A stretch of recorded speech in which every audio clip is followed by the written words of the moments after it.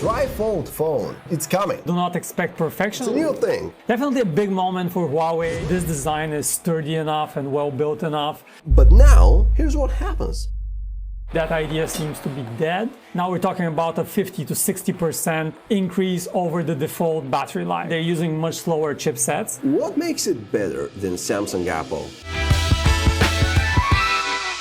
Hey guys, welcome to PhoneArena show. Once again, we're here. I'm Rad, and here with me again is Vic. Glad to have you here again. Woo! Say hi to the Hello everyone. audience. Good to see you. We have some exciting topics today. Starting with a big one. But Yeah, I'll leave it's that to a Rad. biggie. We have, as usual, three big topics, guys. First one is, can you imagine it? Can you imagine it? Trifold phone.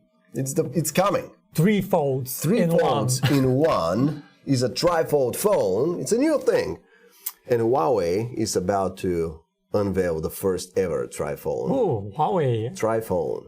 What's happening to that company? I thought they were hit with US sanctions. They were doing pretty bad, but it seems there is a resurgence there.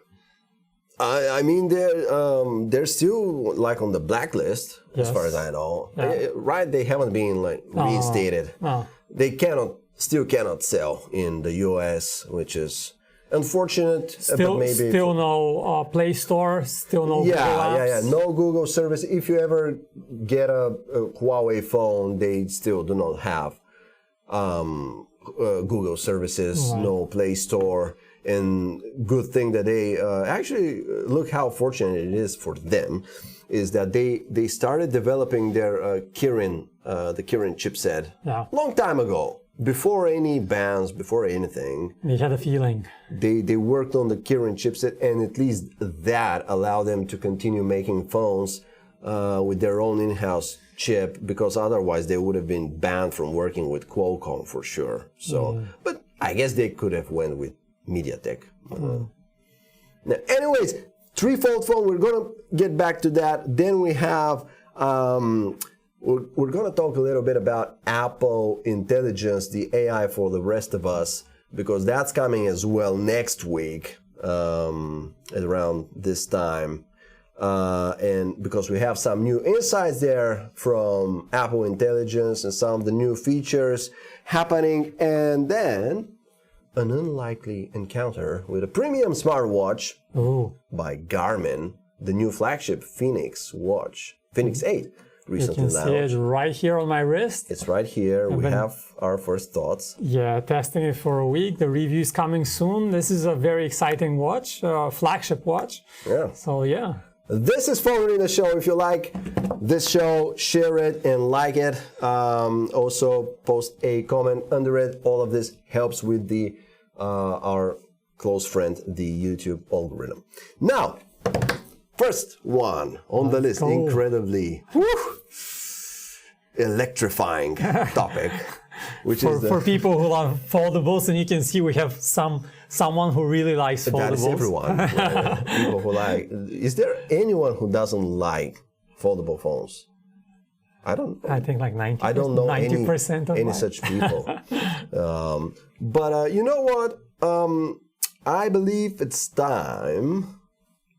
Well, that's a separate that's a separate topic. But I believe it's time for Apple to do a foldable phone. That's not happening next week. But until we wait for Apple to do their first like two foldable phone, we have Huawei with their three foldable phone, and we've been their CEO Richard Yu, which is, by the way, a pretty expressive kind of guy, very interesting guy, interesting keynotes, tend to be like 2 hours long, just by himself, with his unique style of delivery, which is quite interesting. Yeah, he's been around for a while. Yeah.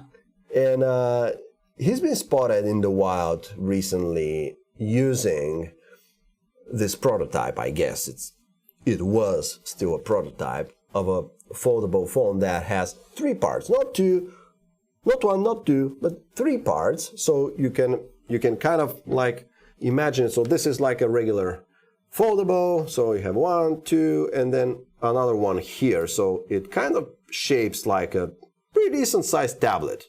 I mean, it's certainly bigger than a 7-inch tablet. Yeah, and this sounds like the perfect form factor for video because it's wider and it's, I don't know what's the aspect ratio, probably something close to 16:9 or 18:9, something like that. Yeah, not sure if it approaches 16:9, but I don't know. For sure, it's wider than this 4x3. Yeah, so right now most foldable phones are kind of squarish. Yeah. Either square or just... They're kind of squarish. Yeah, kind of squarish. And this one would be perfect for Which I guess looks a little bit weird, especially for people who didn't grow up in the age of 4x3 and screens. not just that, but just the web is kind of designed around either narrow devices or wide devices. Like for desktop, it's all wide devices. It's all wide. So this transition would be great just in terms of that all of your interface web UI will be automatically optimized for the size, which is great. Yeah.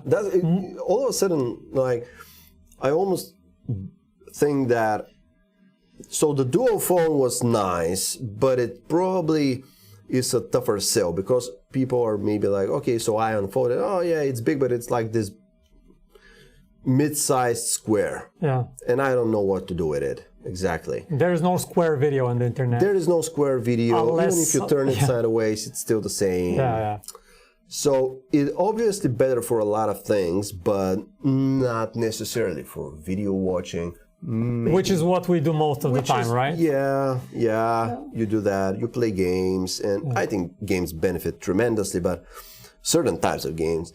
But now, here's what happens. Richard Yu comes out on stage, and by the way, he's been spotted in the wild, I mean, I think twice so far, once on a plane and once on the ground.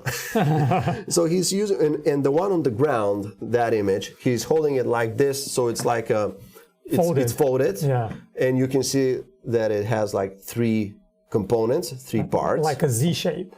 It probably unfolds in some sort of a Z shape, so like this, and then the other part from here like that, I guess. So it gets like that. But it's folded there. It actually looks pretty slim for a 3-part foldable. Probably slimmer than the Galaxy Fold 6. It's probably gonna be slimmer, or if wider, it won't be like the current foldables with 3 sections. It's probably gonna be a bit wider, a bit thicker than a dual folding phone. Yeah. At worst. But then the other one where he's on a plane and he's using it. It's fully unfolded. You can't see it well because the person who took the image, I guess, kind of hidden from the side, and so he's using it like that. So you're taking the picture from there, and so he's holding it like so. You cannot see it really from the front how it looks, but you kind of can, and it looks like that. It looks like a foldable phone which is unfolded and it's wider. He's holding it like a tablet. I was about to say small tablet, but it's not really small. It approaches 10 inches, I believe. When unfolded. Well, that thing is how much?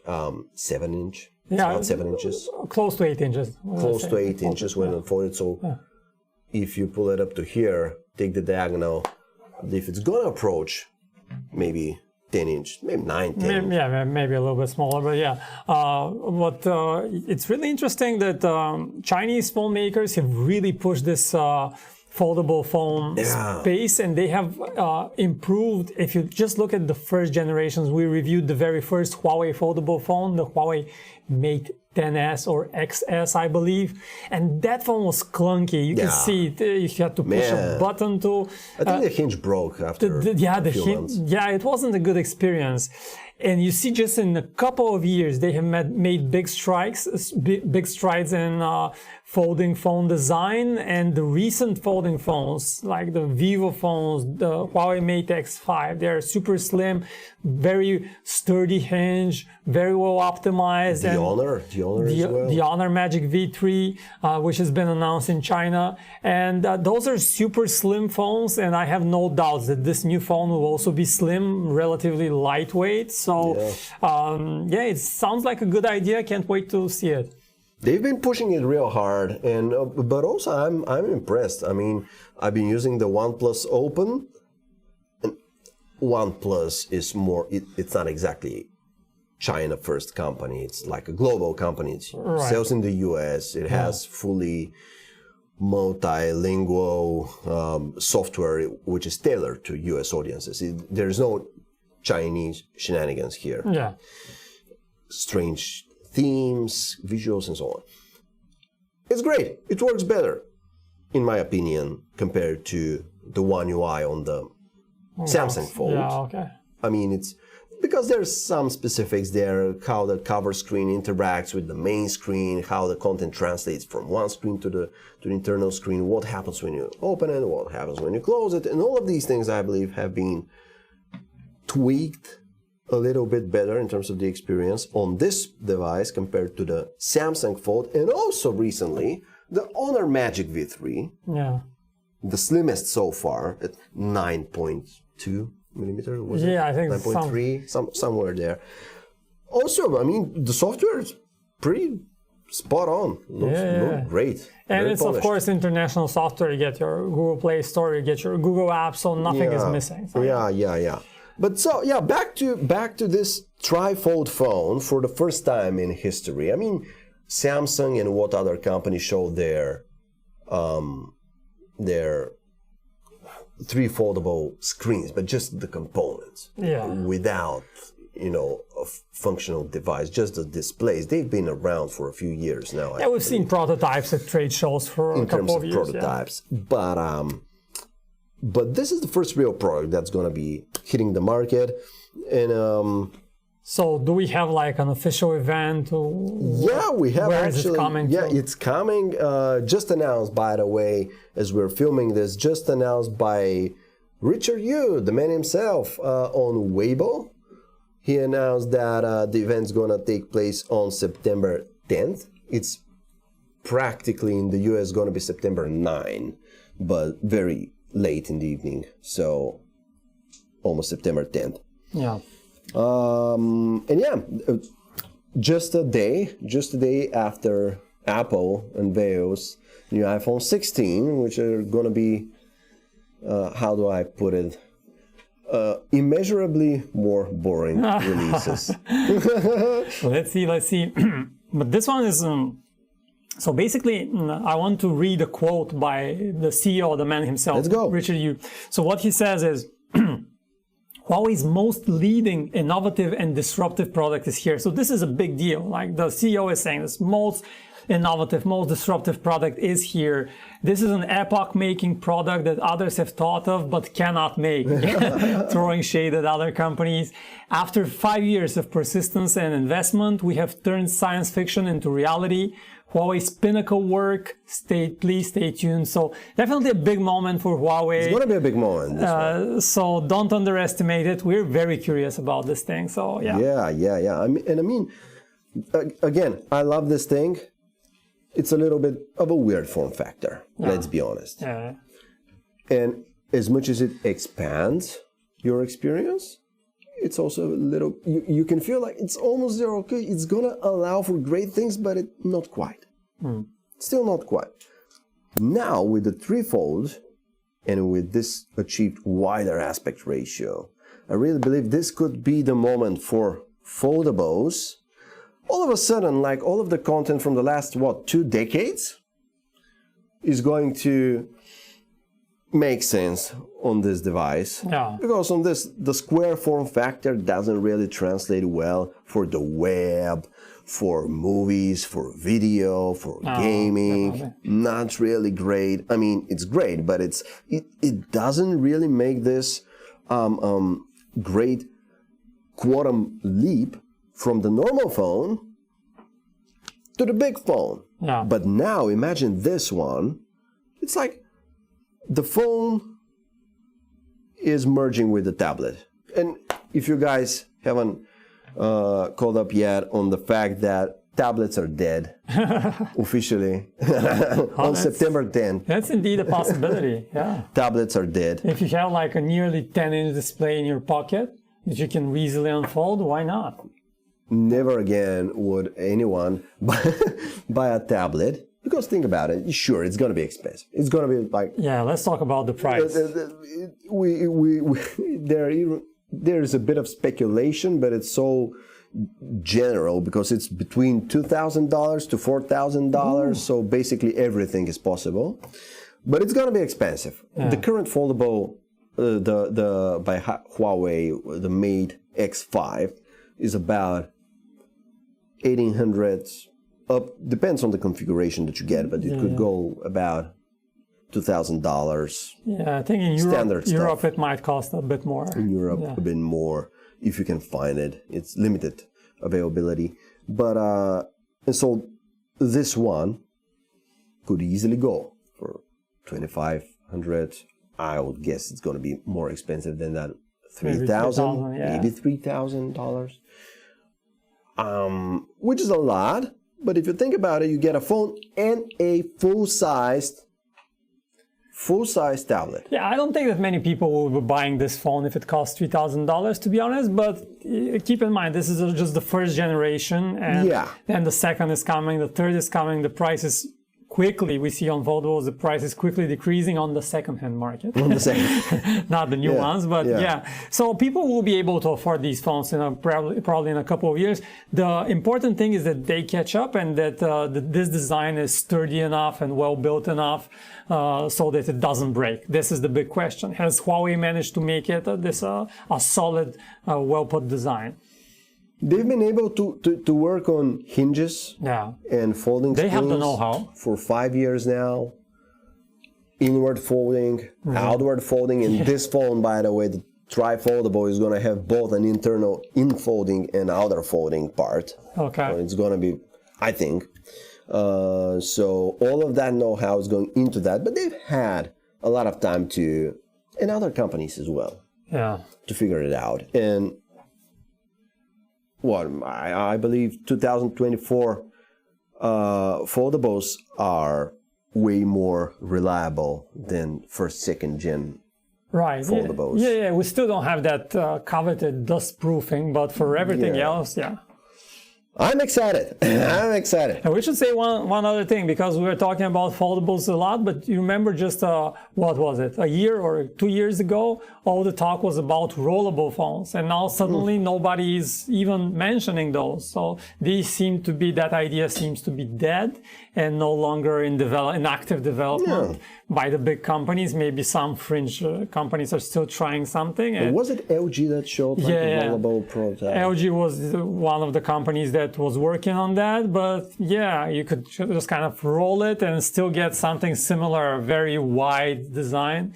But it just seems that folding phones are the way to go if you want a bigger device than you can see right away. So rollable phones are, not only tablets are dead, but rollables phones as well. Also dying before being born. Yeah.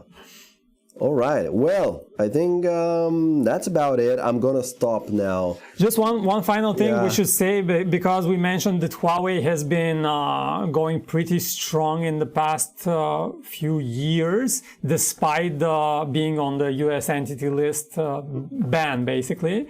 So they've been developing They're improving now, right? They're improving in a big way. And, in the last June quarter in China, which of course is their biggest market, they entered the top 5 at the expense of Apple.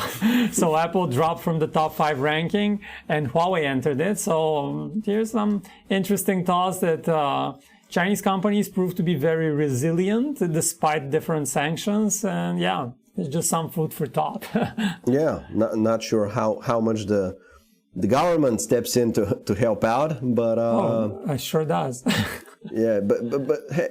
I mean, technology is technology, engineering is engineering. You cannot make it up, right? You cannot make up the hinge of a foldable. You cannot make up a no crease display on a foldable, and so it's real technology. It certainly helps if the government pours billions into that development. Maybe. I don't know if they are. But that's the situation right now we're in. Excited, September 10th, we're going to know a lot more about the first ever tri-folding phone. And with that, moving on to way more earthly matters.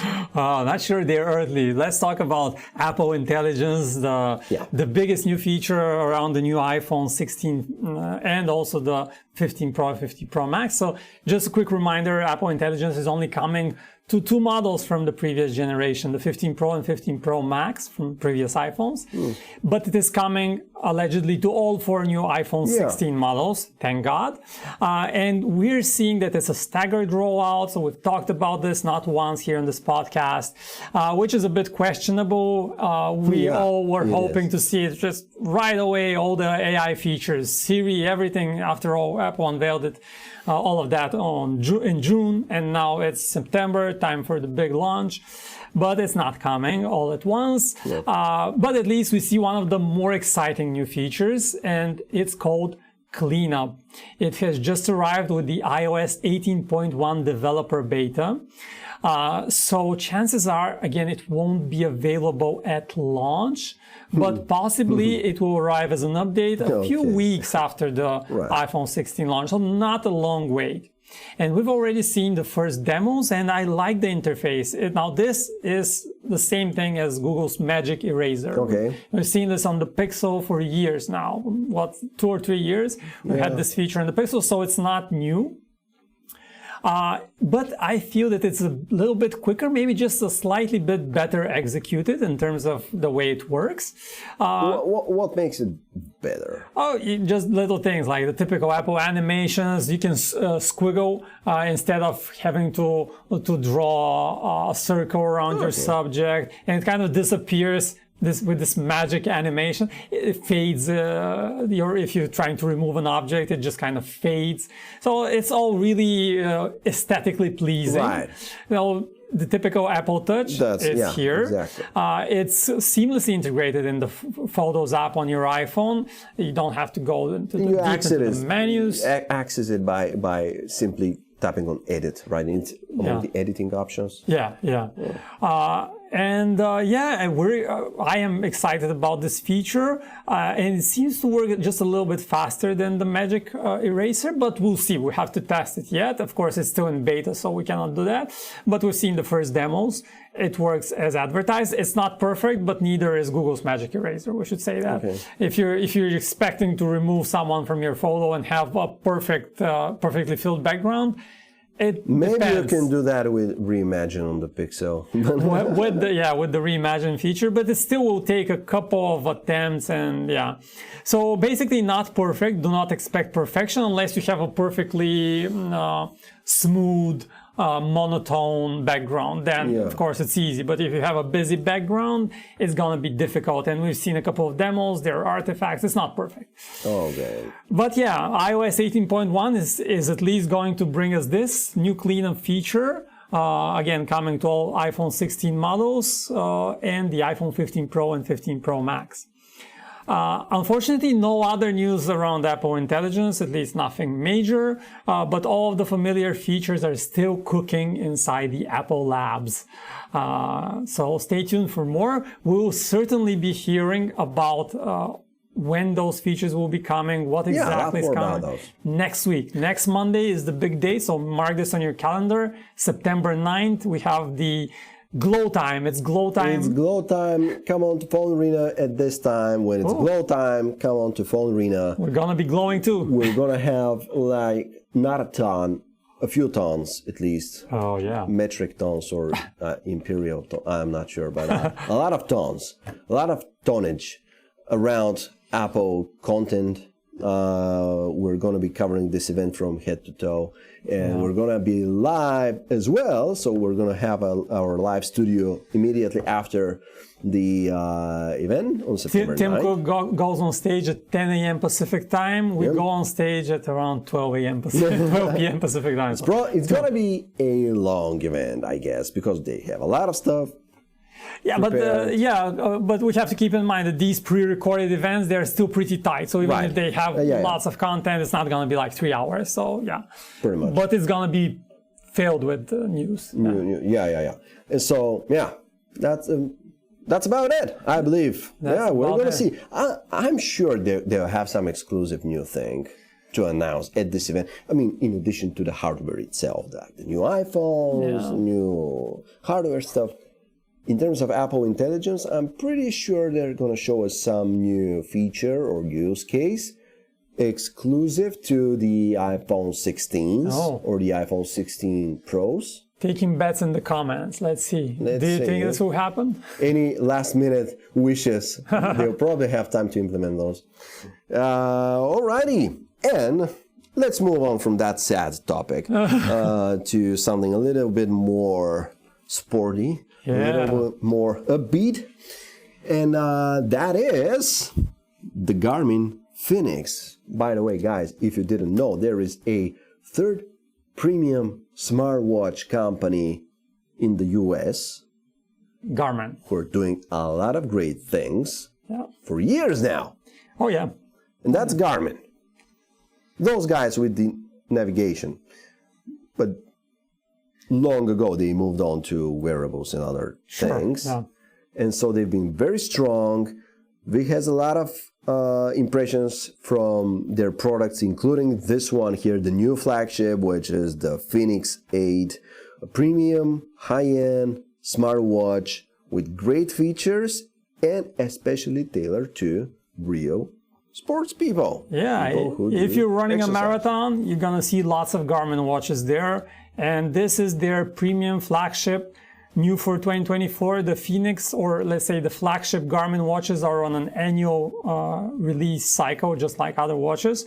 So Garmin is kind of forced to introduce a new model every year. But this one is particularly exciting because we've had, so basically you have your, let's start from the beginning. You have your Galaxy watches, you have your Apple watches, right? Yeah. And those last, the Ultra watches last around 2 days, maybe 3 days if you're lucky. Garmin watches, typically battery life is measured in weeks. So yeah, so it's much better. Is it weeks? Yeah, I thought it was like a week or 10 days at most. Well, depending on the model that you're getting, some of them are lasting for literally weeks and close to a month. So, and this thing has like, it's not like that e-ink stuff. They used to do that, the e-ink displays. Yeah. They lasted a lot of time, but they call it memory in pixel or MIP displays, which is similar to e-ink, but slightly different technology. But this is something else, right? This is OLED. This is OLED. Yeah, so Garmin used to have kind of two series. Like the Fenix series is the name that most people know, but up until now, Fenix series only had an MIP display, which was that monochrome display, which doesn't look good. And then they also had the Epix Pro series, which launched a couple of years ago. Those were the first AMOLED watches from Garmin. And now they're kind of bringing it all together, and you will no longer have the Epix Pro branding, it seems, and it's all becoming Fenix. So the Fenix, if you just have the name Fenix 8, those are all AMOLED watches. And if you see Fenix 8 Solar, those are the MIP watches. They're still making those. So they're still making them under the Fenix brand, and they have solar now, which is a slightly different type of solar, which is kind of a ring that doesn't interfere with the screen. This is not the solar version. This is an AMOLED version, but it gives you much better boost in battery life. So previously solar would give you a couple of days extra battery life. Now we're talking about a 50 to 60% increase over the default battery life. And with the e-ink screen, I believe it's going to be MIP. MIP. Yeah. It's going to be.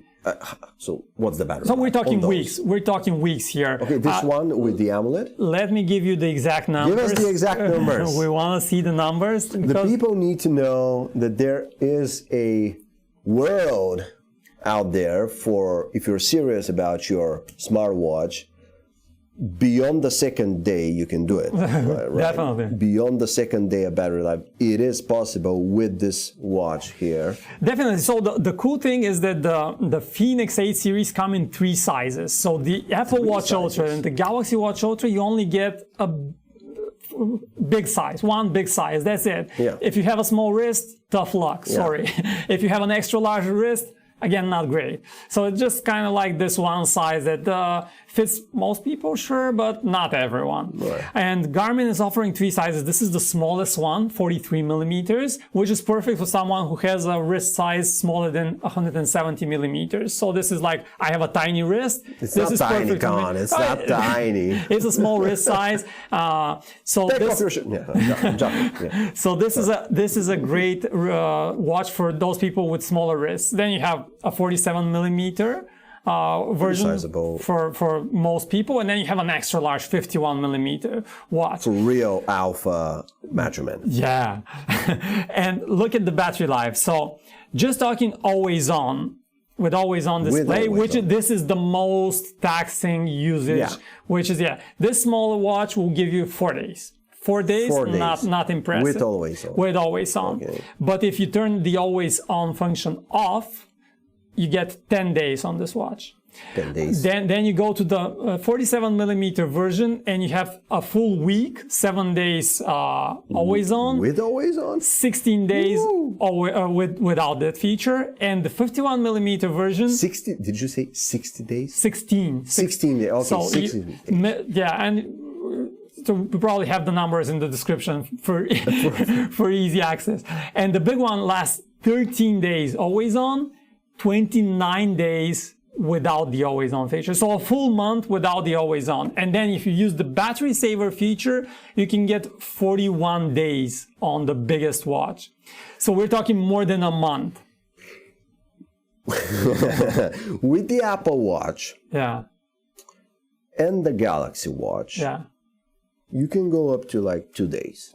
2 days, And that is with always on or without it? No huge difference. So if you turn the always on feature off, you probably can stretch it to 3 days at best. With the Ultra or with the regular? With the Ultra. We're talking about the Ultra model. The regular ones, they last about a day. The Ultra models can last 2 to 3 days. Okay. Okay. And with this, I mean, obviously the biggest one is... Let's just take the 47 millimeter watch as a comparable one to the Galaxy Watch Ultra and the Apple Watch Ultra. It lasts 7 days with always on, 16 days without the always on feature, and 23 days with battery saver mode. With an OLED display. With an OLED display. What? I don't get it. How are they doing it? The way they're able to do this is they're using their proprietary system and they're using much slower chipsets. But you don't have apps. You cannot install apps on this thing. So it's not a true smartwatch if you just take the definition that a smartwatch needs to have an app store and all of that stuff. Okay. But the benefit of this is that unlike the Apple Watch and the Galaxy Watch, which only work with one platform, which is their own, this one works with both Android and iPhone, so you can pair this to both platforms. So that's great. Okay. And the other benefit is this is pretty lightweight. It is. It's very comfortable. Those bigger watches, now I've been wearing this along with the Galaxy Watch Ultra, and man, the Galaxy Watch Ultra is uncomfortable. Try to sleep with that. Not very comfortable. This is perfectly normal watch. This is surprisingly light. And that's the smallest model, but still. And the other benefit is just for running. I feel like this round form factor is great because it doesn't kind of move around as you run or as you cycle, and it stays much more put, more stable on your wrist, and you get more accurate measurements. So I really feel like Garmin has a pretty solid flagship watch here with this one. The bad thing is that the price has gone up from previous watches. How much does it cost? Now, this is the bad news. It costs starting from $1,000, which is a tough pill to swallow. That is the Garmin Fenix 8. Yeah. Starts at? 1,000 USD. Oh, right. That's it. So compared to, what is it, price. $800 for the Apple Watch Ultra and $650 for the Galaxy Watch Ultra. That's actually way more expensive. Yeah, this is for the smallest model, I guess. The 47 millimeter version also costs $1,000. But if you want a sapphire screen, which you probably do, you have to pay $1,100. Okay. So yeah, great. it's kind of expensive. I recommend you guys wait for the deals because Garmin is known to discount their watches more than Apple, and you're probably gonna be able to save at least $200. But again, that's the Garmin Fenix. Yeah. That's like the top end model. Yeah. There are cheaper models in that Oh, range definitely. by Garmin, which still look. And that is the Close big to question. That is a big question because this one costs $1,000, and if you want a sports watch, why not get the Forerunner 265 or Forerunner 965, which costs $400 or $500, so half the price, and they have still has most of the features. Most of the feature and way better battery life than Samsung, Apple. So you do have cheaper options from Garmin, but this is kind of their premium one. What makes it so great? Okay, good question. Watch. First is the build quality. This is a really well-built watch. It feels premium on the wrist, like other Garmin watches. They have a plastic body. This one, very well made. You have these metal elements. It looks stylish on the wrist. And that's a bit unfortunate because everyone loves to wear a stylish watch. And Garmin kind of, the only stylish watch I think they have right now is probably the Forerunner 965 and this one, I would pick this one over the Forerunner. It just looks better. What's new? Well, not too many features compared to the Apex Pro actually, but you do have these new leak-proof buttons, and those are not typical physical buttons. Those are inductive buttons, so they kind of simulate press, but they're more springy. Takes some time to get used to them, but they're pretty good. What's new is that this now also doubles as a dive watch. So for all the divers, this one, you no longer have to buy Garmin specialized dive watches that cost even more than that. So you can just use this one. It's certified for up to 40 meters deep, which is where most diving happens anyway. You have this new element here that protects the barometer. You have these leak-proof buttons. So this is a great watch for divers. You also have the flashlight. The flashlight is really cool. Yeah, you have a flashlight, and the coolest features is you have voice command. So let's try this live demo. Okay. Start flashlight. Here we go. So yeah, it kind of works. You can see the flashlight maybe on your screen right here, and you can adjust its intensity. And you can even go red. So this is a cool feature that you get on Garmin watches, and I would say a very useful one. But yeah, in terms of just new features, you have this voice command, which is really nice, and it allows you to, of course, smartwatches are better at this. The Galaxy Watch and the Apple Watch Ultra, you just raise your wrist. Here you have to long press the workout button, and that's how it works. But it allows you to quickly start a workout. The user interface is kind of tweaked, better optimized. You mentioned that it uses slower chipsets compared to Samsung, Apple, but the UI actually moves very smoothly. Yeah, the UI it's very fluid. Yeah, the UI is quite smooth. You get your notifications here. Unfortunately, you cannot. You don't have this full touchscreen support. The interface is not a smart OS interface. You cannot swipe to the left or the right, for example, which is a waste of gesture.